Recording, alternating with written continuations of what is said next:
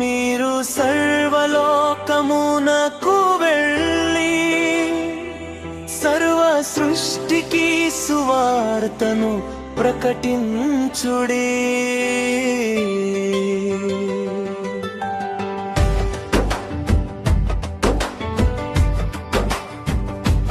మీరు సర్వలోకమునకు వెళ్ళి సర్వ సృష్టికి సువార్తను ప్రకటించుడి.